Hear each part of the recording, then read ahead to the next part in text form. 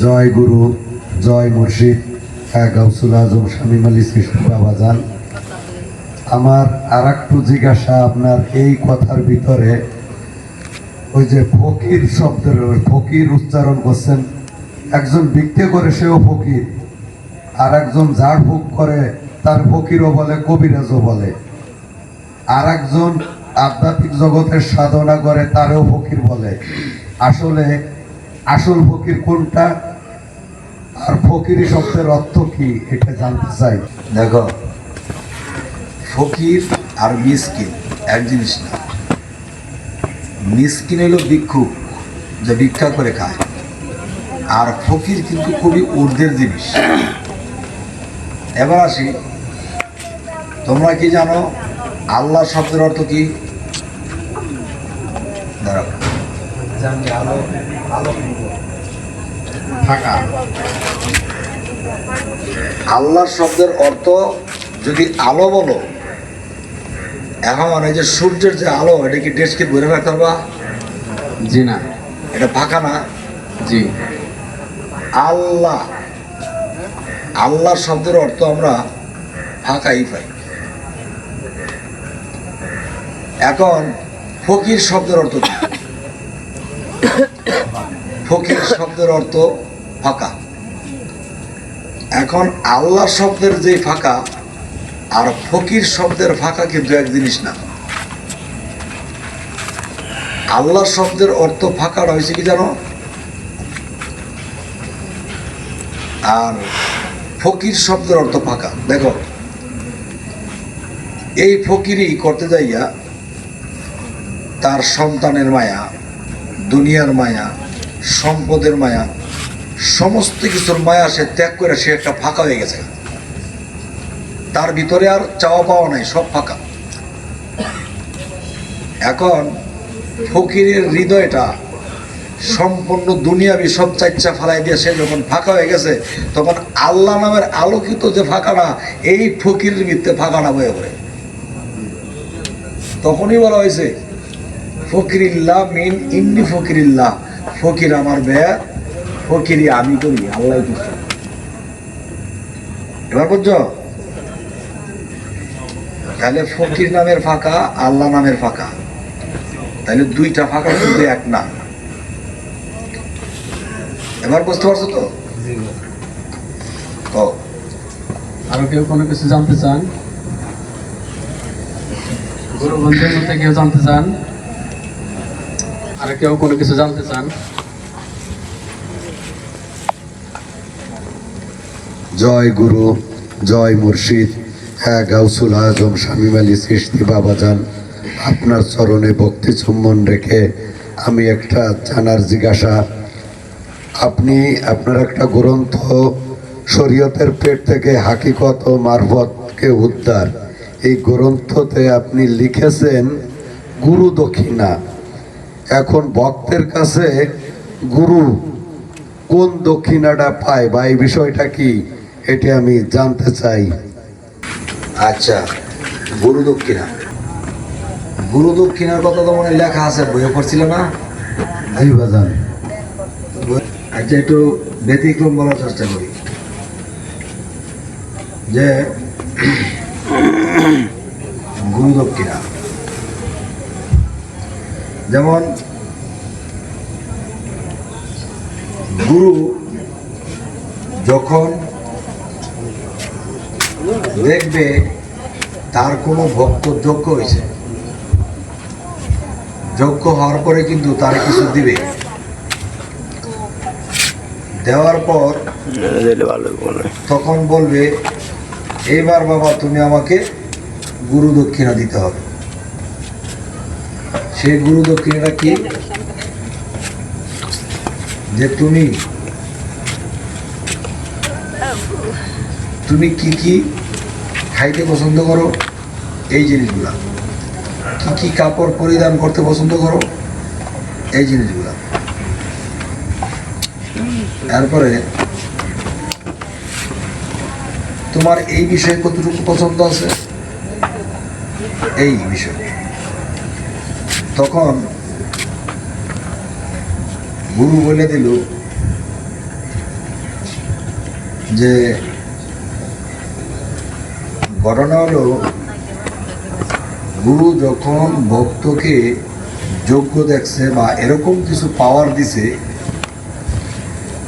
তখন এই পাওয়ারটা যেন সে ভালো পথে চালিত করে, যে আজকের পর থেকে তুমি এই জিনিসগুলো করবা না, আর এই জিনিসগুলো তুমি করবা না, এই জিনিসগুলো তুমি আমাকে দিয়ে দিলে।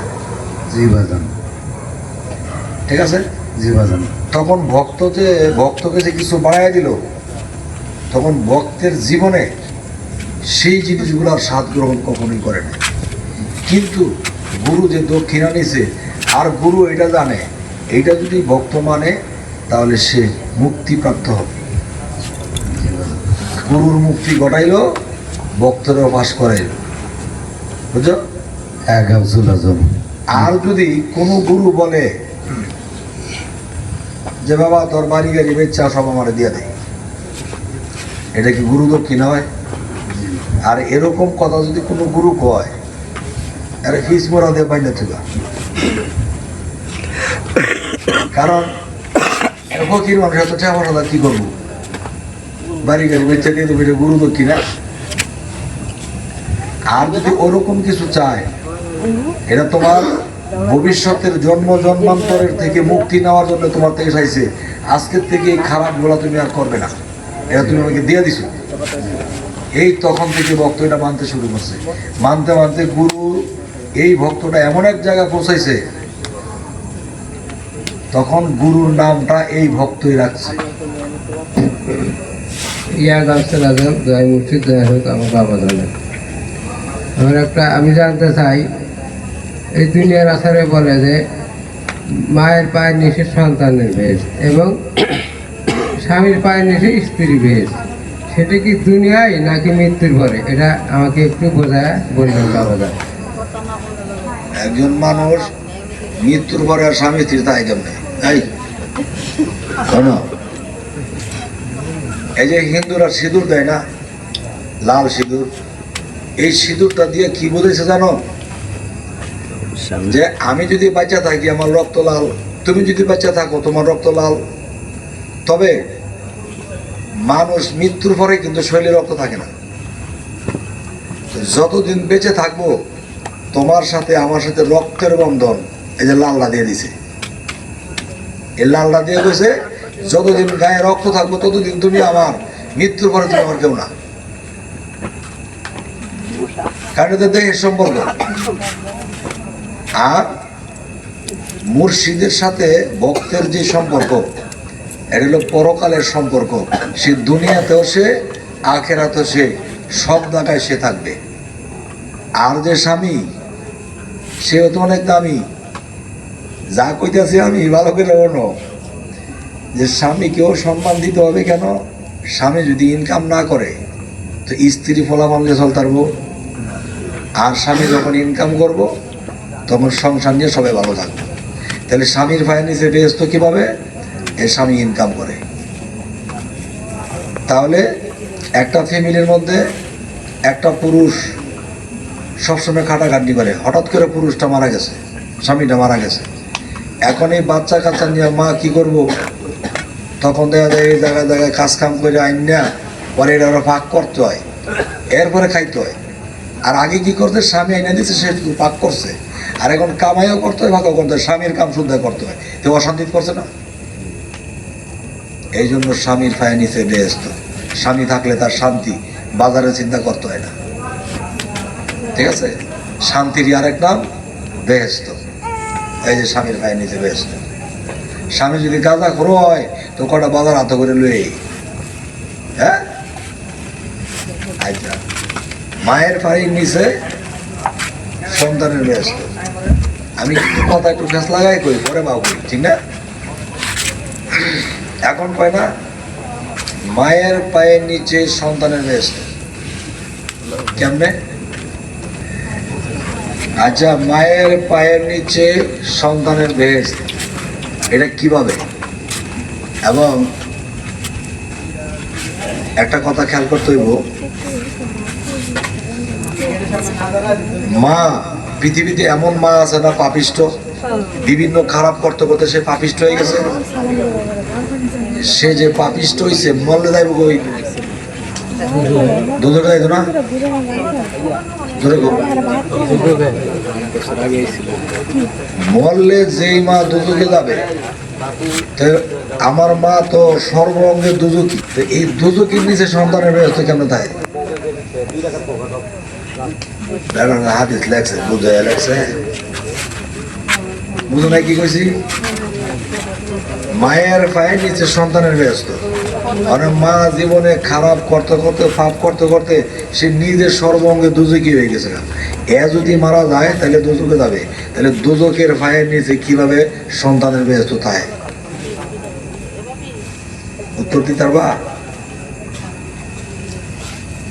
তাইলে শোনো, একটা সন্তান যখন জন্ম নেয়, সন্তান জন্ম নেওয়ার পরে যখন মাটা মারা যায়, তখন এই সন্তানকে লালন পালন করার জন্য আরেকটা সৎ মা আছে। অনেক দুনিয়া উল্লা গেলে নিজের মার মতো কি সৎ মাই দেখবো? নিজের মায় প্রস্তাব পায়খানার থেকে আলাদা কইরা এবারে কখন ক্ষুধা লাগতেছে খাওয়াই দিয়ে শান্তি, আর সৎ মাকে উপরে থাক দেখবো না সকালে অনেক পোলা এরকমের অসুস্থ হয়ে গেছে, ব্যারাম হয়ে যেতে মরে গেছে। তাহলে বোঝা গেল সে মায়ের থেকে সে আদরটা পায় নাই, নিজের মার থেকে যেটা পাইতো সে সৎ মার কাছ থেকে এটা পায় নাই। তাহলে বোঝা গেল যে নিজের মায়ের পায়ের নিচে সন্তানের বেহেস কিভাবে? একটা নিজের মা সন্তানকে যেভাবে লালিত পালিত করবে, যে শান্তিটা মার কাছ থেকে পাইব, এটা পৃথিবীর কারো কাছ থেকে পাইব না। ঠিক আছে? এই জন্য মায়ের পায়ের নিচে সন্তানের বেহেস।